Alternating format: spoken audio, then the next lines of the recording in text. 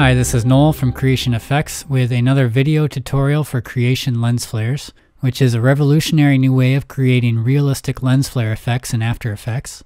And I want to show you two more features of the template: lens textures and light leaks.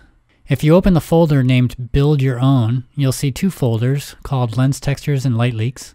And the Lens Texture folder has a bunch of JPEG images in it of smudges, fingerprints, and scratches like you might see on a lens. And the best way to use this is with the alpha matte element.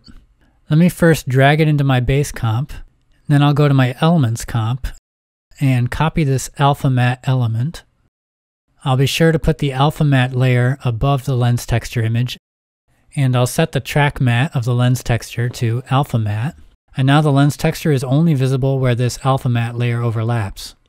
But what I want is to have it visible just in the area of the light source, and I want the edges to be really soft.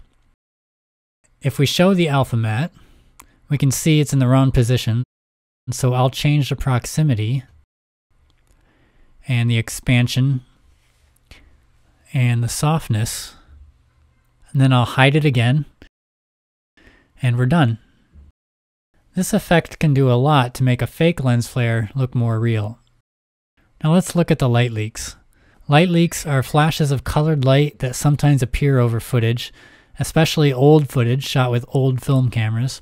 And the leaks are caused when light manages to enter where it's not supposed to, like through cracks in the camera or behind the lens, and it exposes the film, creating random flashes. It's a popular effect, and in this folder you have a number of light leak clips to choose from.